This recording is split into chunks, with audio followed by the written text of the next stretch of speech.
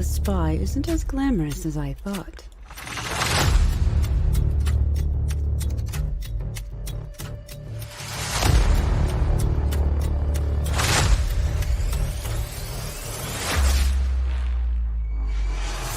But it isn't dull.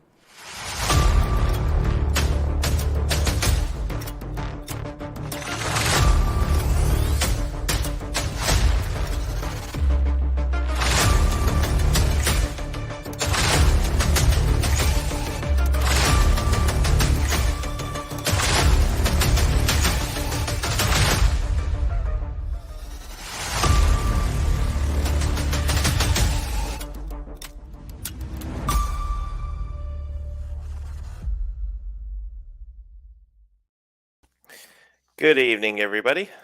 Hello, hello. Welcome to another episode of Critique Corner with me, Daniel Parker. And me, DB Fastbinder. And if you are returning, welcome back. If you're new here, what we normally do is we start off with our thing of the week, which is a particular type of media that we have been consuming.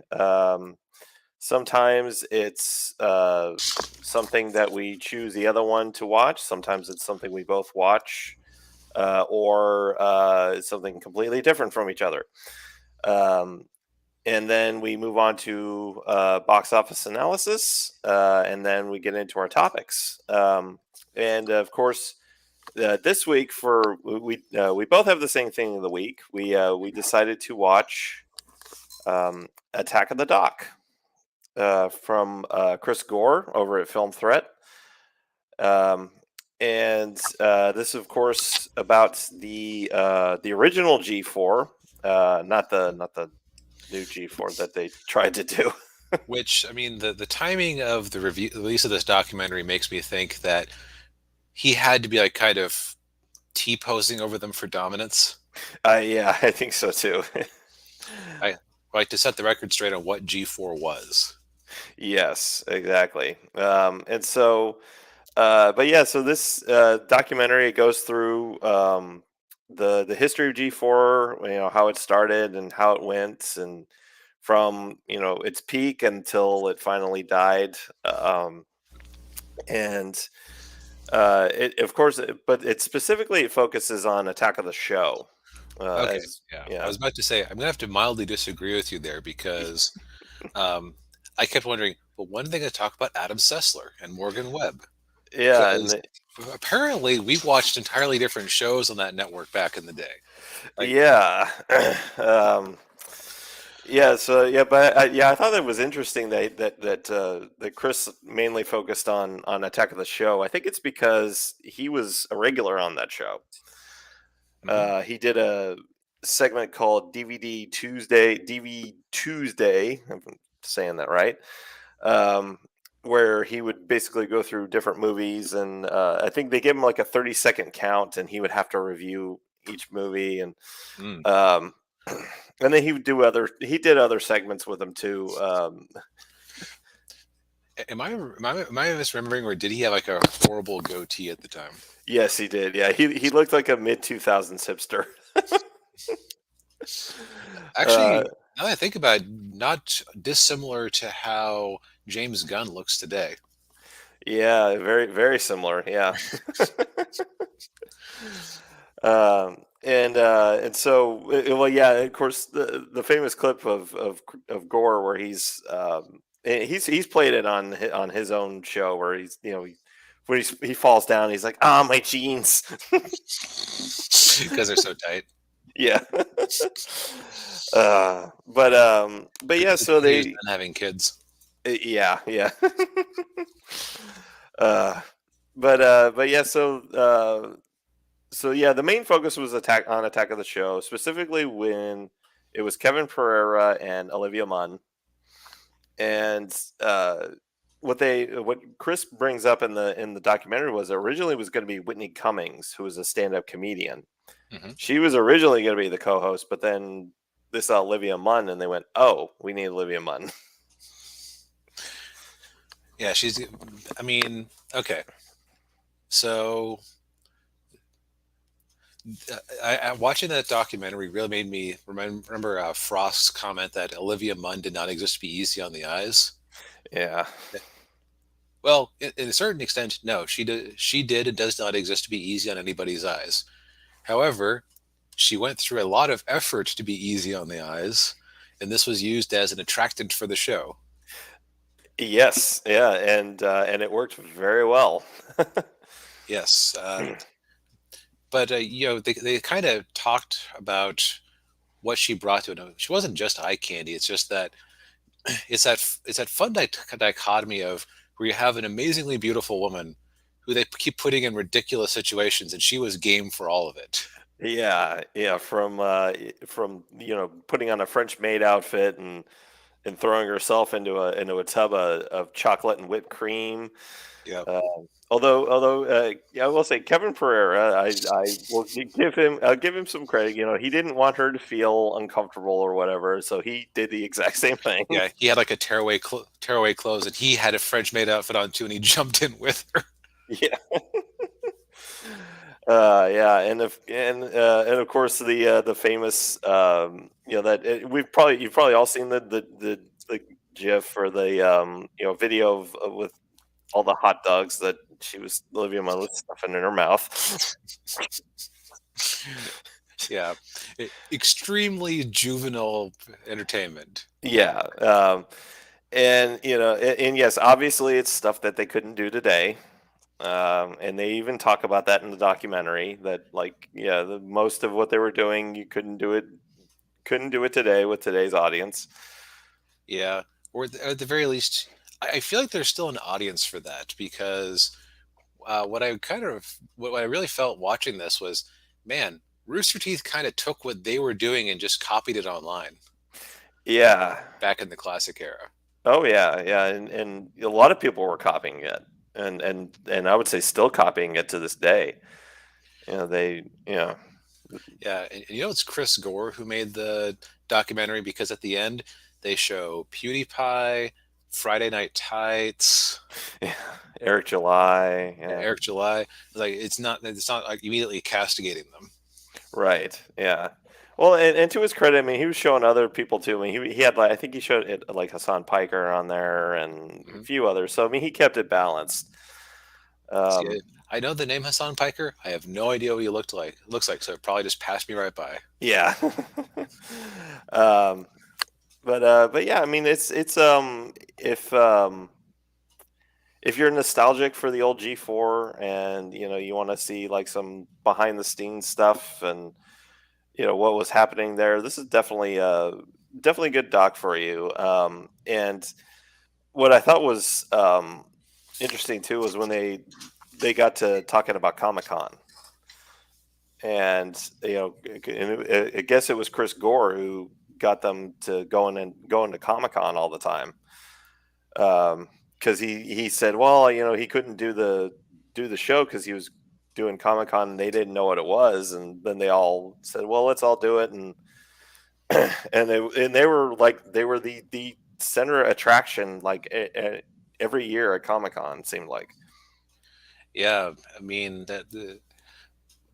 I'd kind of always underestimated what they were because they were just a premium cable channel that I could watch when I was at college because everybody got premium cable access. Yeah. So, and again, my experience with it was Adam Sessler and Morgan Webb doing their game reviews, and I forget what the name of the show was now in retrospect. Yeah, I don't remember either. Clearly not important. Yeah. I would, I really hope that Pereira, uh, it was actually sincere, unlike Adam, since Adam has made comments recently that he always hated gaming culture and like, man, you devoted your life to something you hated. Wow. Yeah. Yeah. Yeah, I don't know what happened to. Yeah, I don't know what happened to Sessler. I think he really went off the deep end. Yeah, though I suspect he always was. Just it came out later. Yeah. That is the wonderful / awful thing about Twitter, isn't it? Is that Mhm. it exposes everybody sooner or later. Yeah. Yeah, very true. Um, But yeah, I mean, they talked about other stuff in there too that that was like uh, who was the name of the woman they got that replaced Olivia Munn? I can't remember her Man, name. I don't remember. Yeah, because it kind of seemed like it started to. I think it started to fall off right Right, around when Olivia Munn left. right. It did seem like they tried to give the new girl the best launch they could, Yeah, but then yeah, Pereira also left, and it was just yeah, and it was kind of downhill from there. And then of course then you had what ultimately led to its downfall was Comcast buying NBC Universal, or was it the other way around? no, yeah. Comcast bought NBC Universal. Okay, Comcast is like a big cable company. right, NBC Universal is right, yeah, TV studio. yeah, and they consolidated all of the networks into one, and apparently from what was said in the documentary, the woman who was in charge of it all hated G4, thought it was very juvenile, and Well, yes. well, yeah. Uh, you do wonder if they had stuck with it, like that. That's a with that. I mean, Rooster Teeth proved that you could make a reasonably successful media company Mhm. strictly online. Like if they had stuck with G4, maybe they could have pivoted to being on YouTube and whatnot and been successful Yeah, instead of trying to belatedly, come back years later. yeah, and well, not only that, but they did it wrong. I mean, they Yes. were yeah, they made so many mistakes with that. It was just like Yeah, I still feel like something like G4 could have been successful. You just didn't, you just wouldn't have the same sort of studio environment. right, yeah. Yeah, but yeah, I mean, like I said before, this is a good documentary to check out if you're nostalgic for the old G4 and get some behind the scenes stuff that happened with it. It's on. You can only get it. You can only rent it or buy it digitally right now. Yeah, not very many places either. Basically, they're on Vimeo, Amazon Prime, and YouTube. Yeah.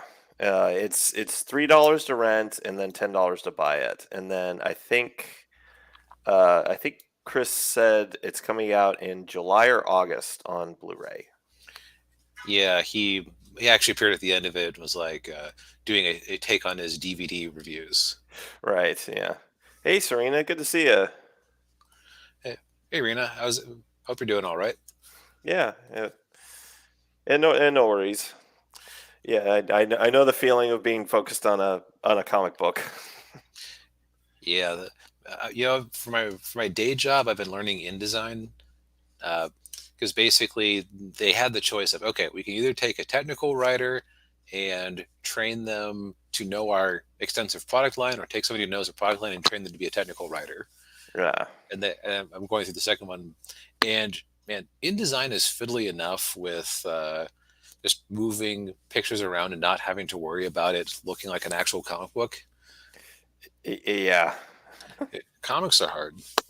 Yeah, they are. Yeah, and yeah, it's getting a print file with a using InDesign with a comic book. Yeah, it's a lot of trial and error.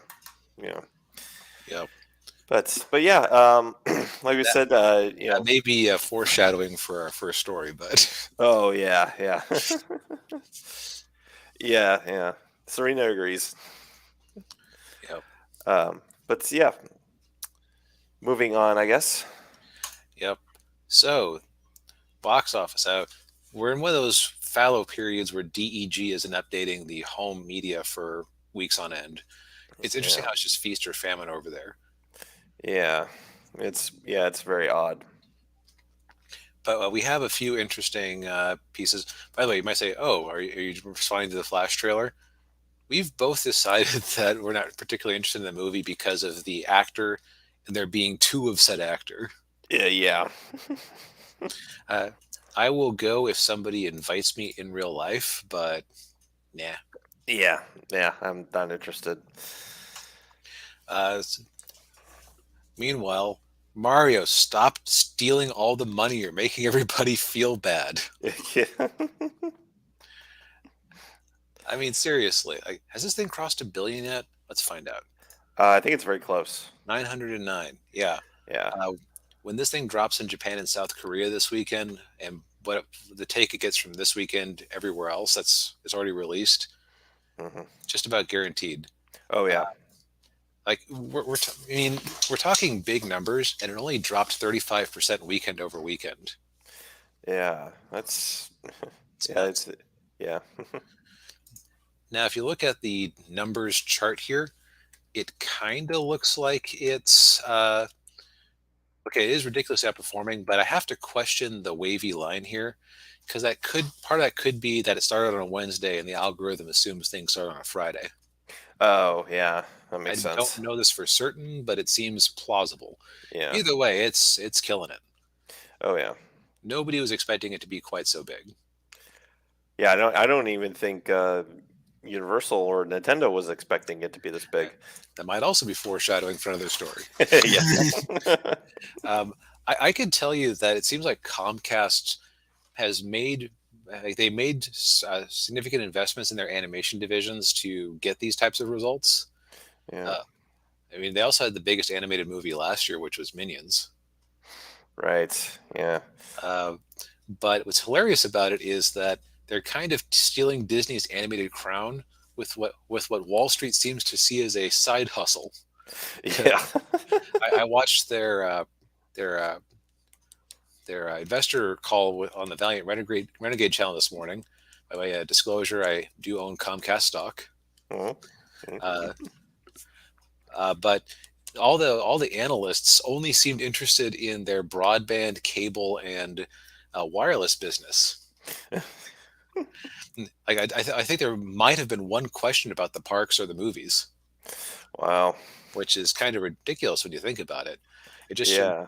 it shows that like it's a relatively small piece of their business when you get down to it at this point.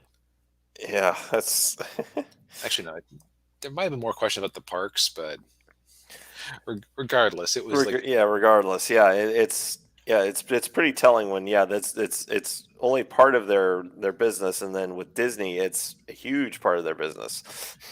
yeah, like Disney is probably the most consistently profitable single play entertainment only company just because they have the parks and ESPN. Right. Uh, those things forgive a lot of sins. Yeah. Well, Comcast is like that on steroids in so much as they are the cable company. Yeah. Yeah. But either way, still kind of shocking results. Yes. Now we had some new releases come out. Um, Oh. the Evil Dead Rise remake, which I was watching something and I heard that this was apparently going to be released on HBO Max originally, and then Mm. Zaslav saw it and said, "Well, this is good enough to put in theaters. Let's do that." Yeah. Yeah. And it's doing very well. I mean, yeah, 24.5 million. That's Yeah, you that's know, a. I wonder if they have a budget listed. Let's find out. they don't. They do not. I would assume it's probably a very modest budget. I would assume so. Also, this is continuing our weird theme of the horrific April we're having in terms Yeah. of movie released, because we've got Evil Dead Rise, Exorcist. Bo is Afraid, from what I've heard, kind of sounds like it's a horror movie. At It least, just sounds really bad. yes. Um, Nefarious. Which is a faith-based movie. Oh, that's right. Yeah, Yeah. Nefarious, faith-based horror movie. Yeah. Scream 6 is still out there. There's like an odd amount of horror movies for this time of year. It's like is this just? I wonder if it's partly Hollywood figuring out that these things are cheap to make and make big bank if you do them right. Right. Yeah. Probably. Yeah. But yeah, it's still like you wouldn't expect a movie like that coming out in yeah, coming out in April. It'd be you think like October or November. Yeah, much less a huge, maybe for the summer, just like for some counter programming for the blockbusters. But Yeah, I, I wonder if this means we're going to see a slowdown in how many horror movies we see over the summer because they threw them all at this month. But yeah, probably. Yeah, we'll see if it keeps on. That's a trend to keep an eye on. yeah. Other new major release, we had Guy Ritchie's The Covenant, Mm, which is the story of somebody going back to Afghanistan to save an interpreter who had saved his life after the botched withdrawal from Afghanistan. ooh. Mm, Came in with 6 million, which, depending on what they spent on it, actually, do they have a number here? do they have a number? No. They don't. However, uh, much like how Comcast backstops Universal, MGM is part of the Amazon family these days. Right. Yeah. At the very least, they'll get a check cut to them to put it on Prime at some point. Yeah. Um, past ones here that are holding on. John Wick Chapter 4 chugging along. Mhm. Dungeons and Dragons Honor Among Thieves still in the top 5. It's Wow. still, yeah. I mean, that to me implies you're getting some word of mouth off of it. Yeah. Yeah, you get some people who are like, yeah, that movie's not that bad, might Yeah. want to give it a watch. I mean, I enjoyed myself. Yeah. Let's see here. Meanwhile, they can't all be winners. Actually, one more winner. Air is performing very nicely. The Air Jordan documentary. Yeah.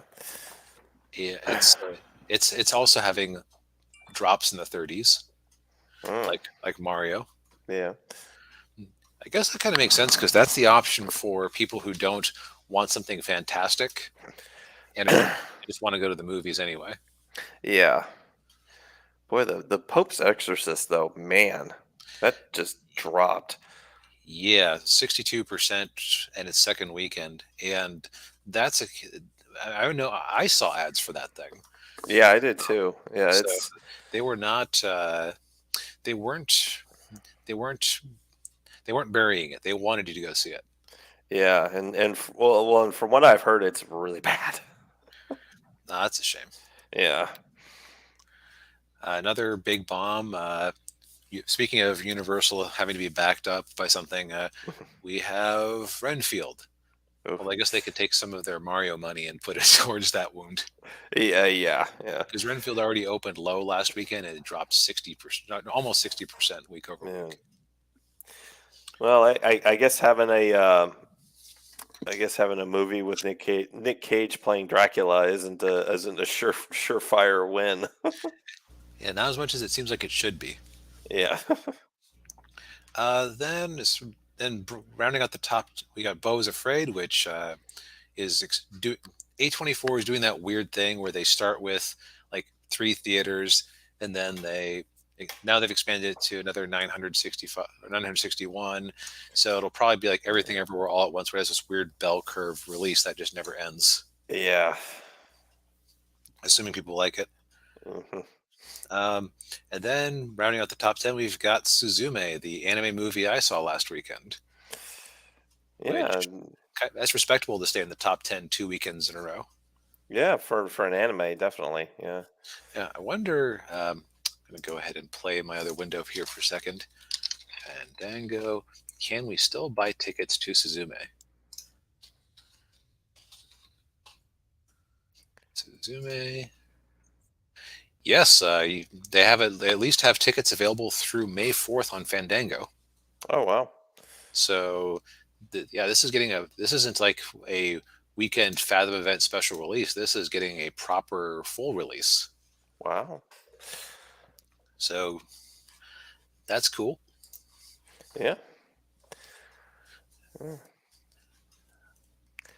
Well, yeah. So I think that if the Pope's Exorcist has a long-term result, it'll probably be the realization, oh, we can't just make literally anything horror related and count on Yeah. earning a huge paycheck. Yeah. Yeah. Also, Mama Mafia, complete bomb here at this point. Ooh, yeah. 3 million over after 2 weekends. Oof. Eesh. Yeah. Although, Daniel, there is somebody having a worse day right now. Oh, and who is that? Our good old punching bag we haven't actually discussed for a while. The Yeah. American comic book industry. Yeah. Oof. So, this was kind of breaking news that happened to dovetail into something we were already going to talk about. You do get lucky sometimes. Yes. I think it was literally announced like a couple hours before the podcast started. So, Yeah. IDW has been delisted from the New York Stock Exchange and has cut its workforce as it attempts to rebound. 39%. Oof. Jeez. The company has been losing money for months, and while it opened at 82 cents a share, it plunged once news came out to 47 cents. Wow. Now, I would forgive people for going, the hell's an IDW? Yeah. IDW is a comic book company that started off as kind of a boutique, artsy type thing. Like, I think it. I don't know if it focused on creator owned or if it. I think it did. Like it was like it was like an indie darling. Yeah. And then at some point they started chasing the easy money of licenses, particularly with Hasbro. Yeah. And yeah, Hasbro and Paramount. Yeah. Oh, what did they have from Paramount? They had Star Trek. Oh, that's right. They had Ghostbusters, so I guess they went after Sony too. Yeah. The Yeah, they had and Teenage Mutant Ninja Turtles. Oh, that's right. That's the other big one. Yeah. So they were going around. The problem with being a licensor in comics is actually licensee. Licensee. They're a licensee in Yeah. comics. Yeah. Um, the problem with being a licensee in comics is that it isn't a huge business. So, if speaking of comics being hard, if you're selling them for $3.99 an issue, uh, and your circulation is in like the tens of thousands, like low tens of thousands. Yeah. Comic books are expensive to produce, and then your licensor, aka Hasbro or actually Comcast in the case of Ninja Turtles, Mhm. etc. You're kind of you don't really have a lot of margin to eat up that fees, and how the fees work are deal by deal. Sometimes it's just a flat fee. Sometimes it's a per issue license. But Yeah. let's run some quick numbers here. All right. So let's assume that I think I've heard roughly that depending on, of course, this depends on print run size because of course the smaller the print run, the more expensive it is per book. Right. But I think a generally decent rule of thumb is that you have half the fees are like production. Mm. Let's just go for that. So Yeah. you have $20,000 if you're selling 10,000 copies at $4 an issue, but half of it is expenses. Mhm. Um, if you then have Hasbro theoretically taking another 10,000 off, that's not a lot of money left over to play with. Yeah. Now, if you had just one creator who is doing the writing, art, lettering, etc., that'd be a pretty good gig. Yeah. At 12 issues at $10,000 an issue, that's a really nice salary. Yeah. Thing is, nobody's getting that. Yeah. So you're talking even 20,000 divided between editor, writer, penciler, possibly an inker, Mhm. colorist, letterer, and all the other associated behind the scenes jobs. That doesn't go very far. Also, No, hey, it doesn't. Chris. Yeah. Hey, Chinggis. So IDW seemed to realize the issue they were having, and so Mhm. they had pushed into making streaming shows and things for sci-fi. Yeah, yeah. What wasn't that show you were watching? Alien, Resident Alien? Resident Alien. Yeah, was that IDW or is that? That was Dark Horse. Oh, it's Dark Horse. Okay. Um, but yeah, the difference is that Resident Alien was actually successful. Yeah, yeah. So IDW, their shows that have been on Netflix and other places were Lock and Key, which is like their one franchise that people who are into comics actually know about. Their one creator, like their one actually in-house license. Oh, yeah. Yeah, Chinggis. Yeah, IDW is making. yeah, they were taking loans to make streaming shows. I think that like they with Lock and Key, I heard that they kind of got screwed by Netflix, Uh, just a tad. Let's see here. Lock and Key, I know about. Winona Earp for sci-fi. oh God, that show is awful. I have never, I never looked into it. Um, Yeah. I think they also early on had a big success because they made the comic of that movie 30 Days of Nights about the vampires in Alaska. Oh yeah. Yeah, I've heard from a lot of people that that's a pretty good movie. Yeah. So they haven't had no success. It's just that they haven't had enough to make up for. Well, I should say they borrowed. Or they had a business that made millions, uh, and they borrowed 10x millions for to chase movies, Mm. or they borrowed other millions to make movies and TV shows. Um, this has not proven to be a winning strategy. Yeah. And quite frankly, looking at these comics back here in the background, I only know of some of these because of YouTube reviews. uh, yeah, I only know of like maybe one or two of them. Yeah, but yeah. So Davide Jonas, the son of the principal IDW owner Howard Jonas, will replace Alan Grafman as CEO. Man, when you have to get into nepotism to let's see here. Yeah. CFO Brooke Feinstein is out of the position. They've also had like a real revolving door with their leadership in recent years. Yeah. The other things that they lost their major comic book licenses. The only one I think that let's see here, recent successes has mostly been through the top shelf imprint with releases like They Call This Enemy and the Perennial Seller March. They Call This Enemy was George Takei's book about Japanese internment. Uh, So that's one that you can sell in the broader channels. okay. Wonder, libraries might want it and things like that, just because that is educational-ish. Yeah. Let's see here. Yeah, they're heavily reducing things, and yeah, you can see the stock price. Oh man. That is just a cliff drive. Yeah. How they're even still even going is a mystery.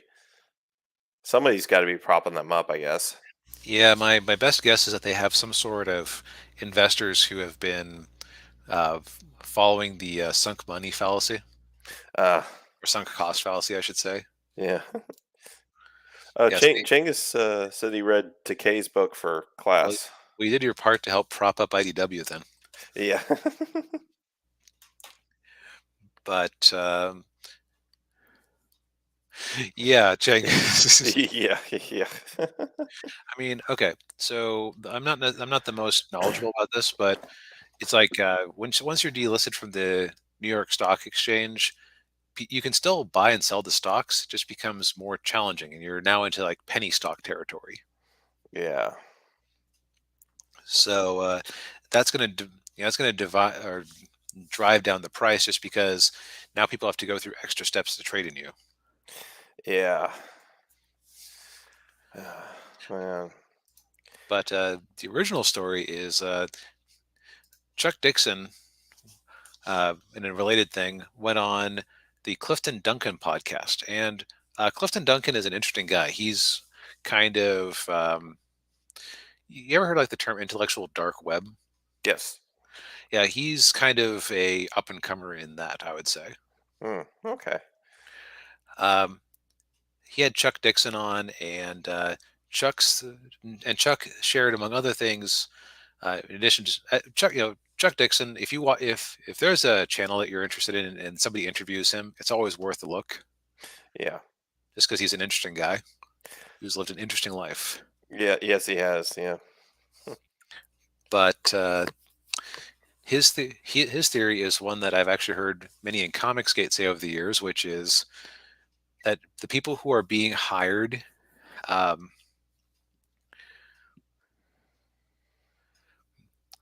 um, people are being hired who see comic books as a stepping stone to where they want to be. Mm. Where it's like, hey, here's a thing we can have on our resume. Yeah. Yeah. It's a step from up to like Hollywood screenwriter. Yeah, or it's like, oh, I want to, I'll do something for the New Yorker.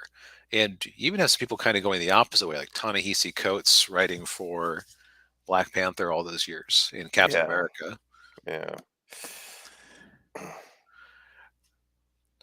What's funny is that it sounds like he actually wanted to write Spider-Man, but they basically told him, nah, you're kind of known for black stuff, so you can write Black Panther. Yeah. That isn't racist. Oh yeah. It's yeah, so hopefully there are people like you and Miss Rena who are, passionate about what they do, Yeah. who actually, you while I don't think you would complain if Netflix wanted to give you a cash settlement or a cash payment to license your show. Yeah. Yeah.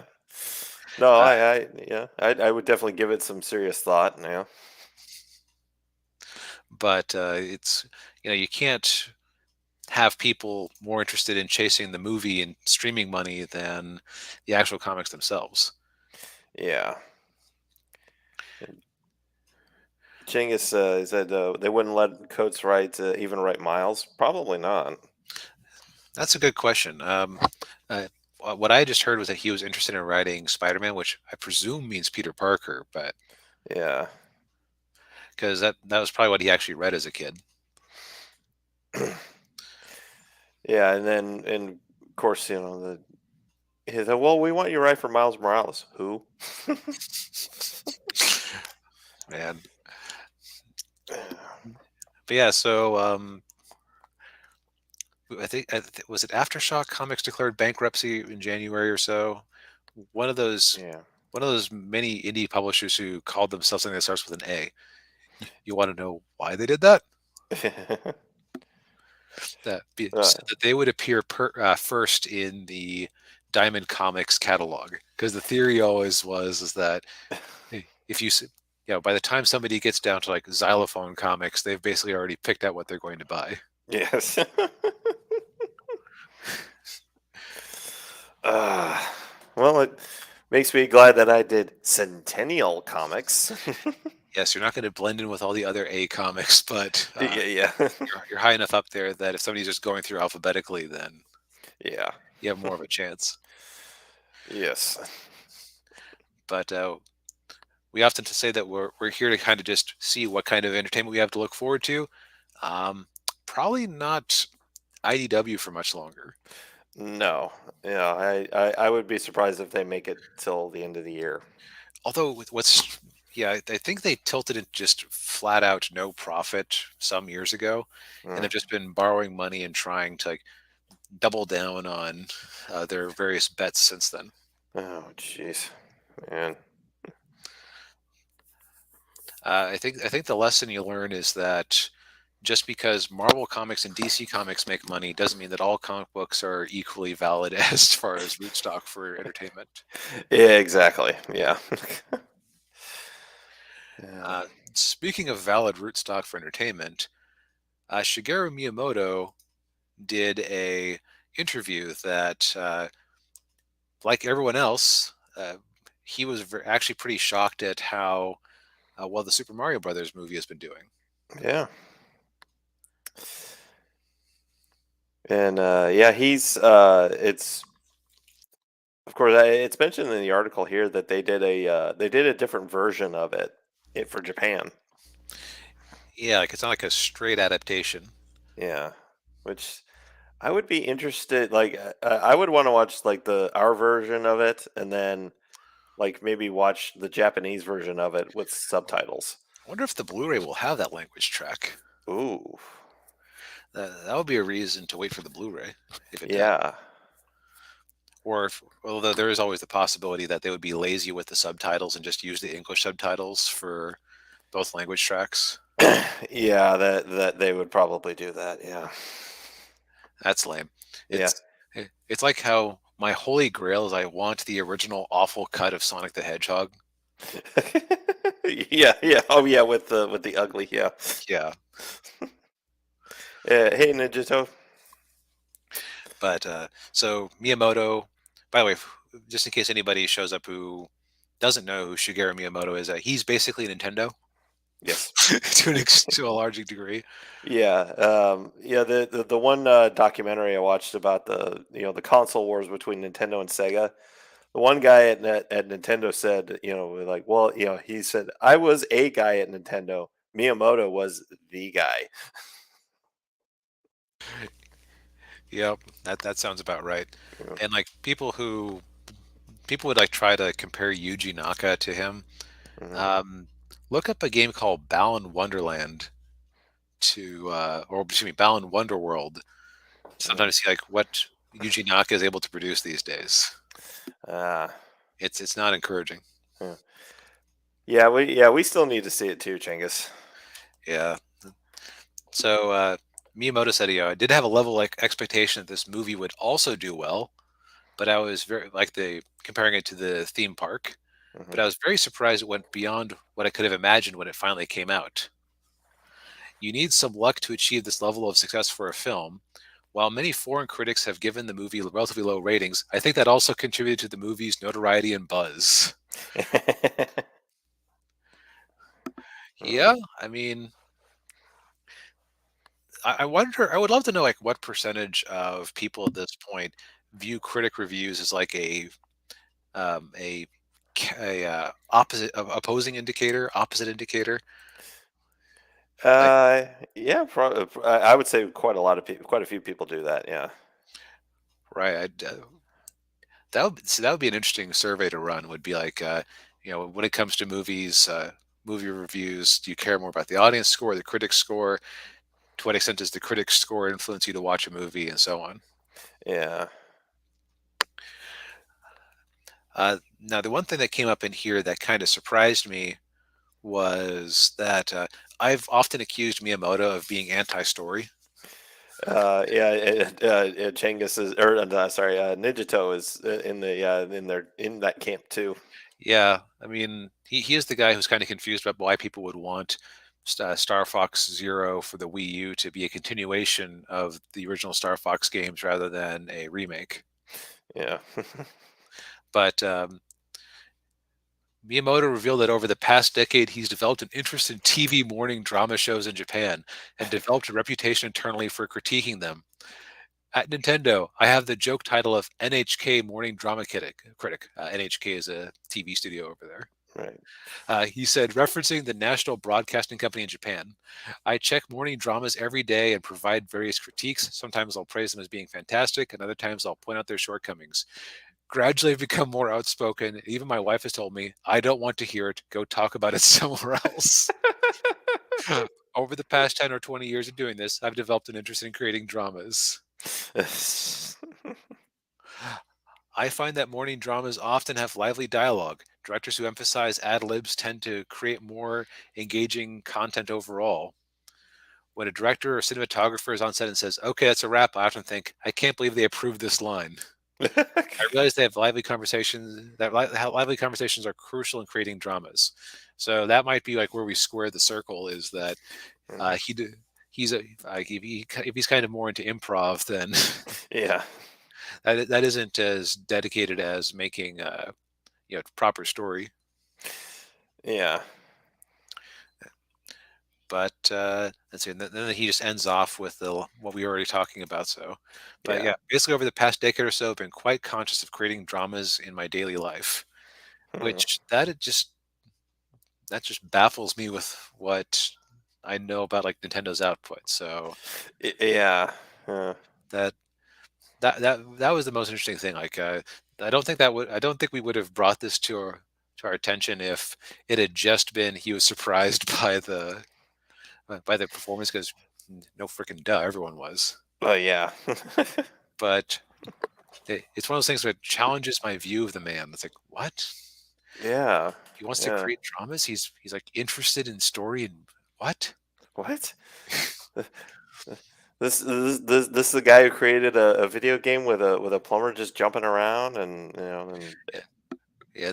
Well, I think I've mentioned in previous weeks how Nintendo has been actively like, if a game has too much story, like the Paper Mario series, they just slowly chop away at it. And I talked about the weirdness where, like, if you have a character who is a Bob-omb, they yeah. aren't allowed to be distinctive. Like, they can't look different than other Bob-ombs because that's breaking brand identity.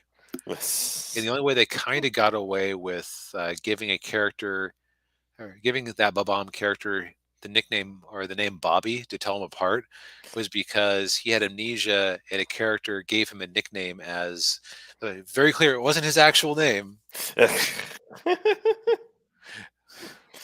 Can't have Uh, that. that's like the in the going back to Evil Dead, the fake shimps. And Ninja Toast says Star Fox Zero was such an overhated game. Never played it.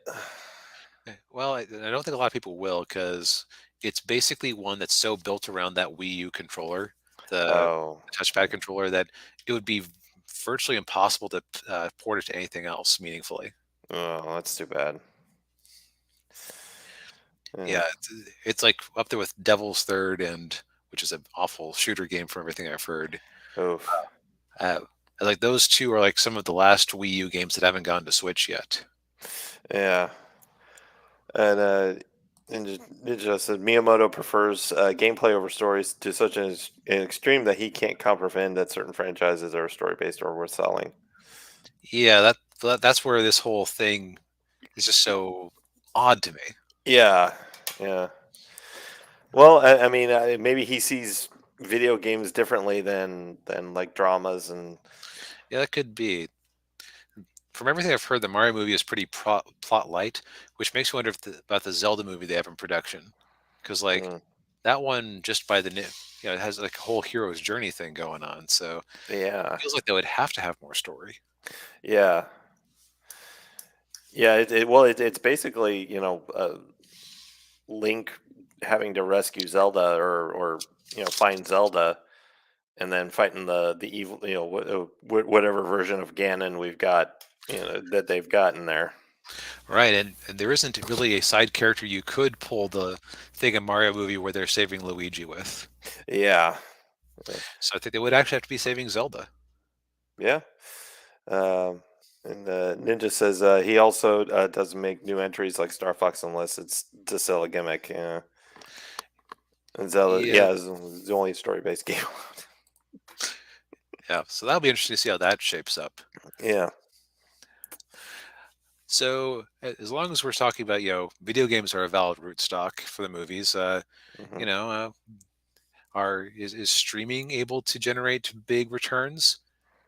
Not according to Sony's own Tom Rothman, Uh, who, from what I hear, is always amusing to watch at some of these things because he does not pull any punches ever. yeah. Yeah. And Of course, if you don't know who Tom Rothman is, he is the guy who famously sewed Deadpool's mouth shut in X-Men Origins. Yeah, and it's funny. It's for some people they're just a bad fit for whatever they're working on, but he seems to have gotten a second lease of life at Sony. Yeah, it's a bit like a coach of a sports team. You know, they're not a good fit with one team, but then they go to another team, and then they're great. Yeah, Right. So it's one of those happy little accidents. yeah. Boo. Yeah, yeah, yeah. He made some mistakes, Yeah. but just to give you an idea of how blunt he is, he was at a let's see here, he was at CinemaCon. Talking with a group of talk about the state of theatrical releases. For the Mm. past 3 years, as the punditocracy pissed on your business, we at Sony held fast. We were the only major studio devoted entirely to theatrical, said Rothman, sparking applause. We were sure in the conviction that movies and movie theaters couldn't just survive but triumph. Wow. Yeah, Yeah. he's not holding back there. Rothman also delivered another message. The other thing pundits say is that movie stars don't matter anymore. I really hope all my competitors believe that shit. True movie stars matter more than ever. They are just more rare than ever. Streamers don't create movie stars, only global hit movies do. Ooh, wow. Let's see here. So so that's that would be. I wonder if they recorded that interview anywhere because I just read about it. But that sounds like that'd be a hoot to watch. Yeah. So we kind of talked about how we're seeing some shifts in business. You know, the business model of being a comic book company that wants to sell IP to movie studios Yeah. doesn't work if your name isn't Marvel or DC or occasionally Dark Horse. Mhm. It, it also just it seems that people are kind of waking up to the reality that hey, maybe making money when people go to a place to watch our thing is the way to go. Yeah. It's worked for about 100 years. Yeah, it's. I've been to more movies in the last year or so than I had for a while. I mean, not just pandemic either. There Yeah. was a time when the only movies I actually saw in theaters were Marvel movies, basically, and not even all of them. Yeah. But it's fun to go. Yeah, it is, especially if you've got a really great movie theater, that it gives you the a true movie going experience. Yep. And it's just like, I mean, I don't know about you, but there are certain, some nights a week I have some friends I do like a video call or audio call with, and we watch TV shows and movies together. Hmm. It just isn't the same as actually being physically in the same room as someone. Yeah. Yeah, that's something I think a lot of people probably found out in the last, or the last 3 years. Yeah, and I would just call it a positive thing uh, that we are seeing that come back. Just Yeah, it's just kind of sad that how much money was burned with yeah, streaming. yeah, yeah. I think I think a lot of people in these studios genuinely believed that movie theaters were dying and were going to be going away, and it was going, like, Spielberg mentioned this like years ago that, Oh yeah, yeah, going to a movie theater was going to be like going to a Broadway play, and we were all in every movie coming out now was going to be like the majority of people were just going to stay at home and watch it on streaming. yep. Which it is interesting how I watched quite a few movies that were released to streaming in that time period, like that during that pandemic time period. Yeah, And the only one that I would say that really has stuck with me at all is Godzilla versus Kong. And that's just because it's Godzilla versus Kong. Yeah. Yeah, I think the only like the one most of the ones I watched were not good at all. I mean like the Matrix, Matrix 4 and Oh no, you poor man. Did you watch that? yes, I watched it. Yeah, on HBO Oh Max. no. Yeah, it was terrible. And I watched in Black Widow was another one. Yeah, it's just Oh man. Oh. yeah, I Uh, know. that's the other thing though, is that like when you go to see a movie in the theaters, at least for me, I typically remember them Yeah, I do too. Yeah, way more than just streaming something. I think it's because you have a distinct place to attach that memory to. yeah. And Ninja Joe says, speaking of movies, you finally saw Aliens. Awesome, good movie, but prefer the original. Yeah, Entirely uh, different genres. yeah, yeah. Glad there were no sequels that were. uh, Uh, yeah. Oh, thank you, Changus. Yes, they were. it's okay. It's okay. Yeah, yeah. Uh, We'll get through this. Yes. But but yeah. So I think our lesson here is that it seems like the other studios are also figuring this out. Just that Sony, by dint of not having tried to release a video service when everyone else is rushing into the market, has consistently been able to sit back and profit. Yeah. And and the other thing too, and they just license their movies out to the other streaming services. Yep. So So it's like, hey, I mean, if you guys want to, if you guys want to give us an extra, chunk of money just to put it on your money losing streaming service, have at. yeah. Well, well, even even Disney's getting Sony movies. I mean, the Sam Raimi trilogy is on Disney Plus. Oh, really? Yeah, Yeah. So the that's part of why if you have a movie that's at least that's good or memorable, uh, an initial loss isn't necessarily the biggest thing in the world. It's just a matter of, do you have other places you can sell it for years? yeah, Like there are a decent number of Stallone movies from the 80s and 90s that, as far as I'm aware, were turkeys at the theater, but cable made up for that. Cable and home video. oh yeah. I think Demolition Man was one of those movies. Yeah, the other one that was Tango and Cash, which I watched a while back, Yeah, I still have that. I still haven't seen that yet. and I haven't seen all of Demolition Man, which is strange considering that I'm kind of isn't Sandra Bullock in that one? Yes. Yeah, considering I'm kind of a Sandra Bullock shill, that's kind of surprising now that I think about it. Yeah. I need to get around to that. Yeah. But I think we're winding down here. So, Yeah. we titled this episode "Changing Landscape," or what do we actually title it? I titled it "Shifting Pop Culture Landscape." Okay, good. I was close. Yeah. So it seems I think the lesson here is that you're in the business that you're in. Don't Hmm. be a comic book company and go all in on movies. Uh, if you're going to be you know you want to be the licensor, not the licensee, most of the time. Yeah. Like with Nintendo, although apparently they put 100 million into this movie too. So That's not a small amount of money. no. Um, and if you're in the business of making movies, put them in theaters first, you dingus. Yeah. Yeah. Actually make some money on it. Yeah. Yeah. Well, I Well, think that's the first podcast in months that we actually are ending around the hour mark. yeah, that's hard to believe. Well, thank you everybody for tuning in.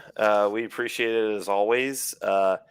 Hit the like button, subscribe to the channel if you haven't already. Hit the bell if you're watching on the replay. Leave a comment, And of course, links to all of our stuff is in the description down below. If you want to, that's a good way of supporting us. Buy our books. Yes, do the things. Yes. And we'll see you next week. Good night, everybody. Good night, everyone. Yep. The life of a spy isn't as glamorous as I thought.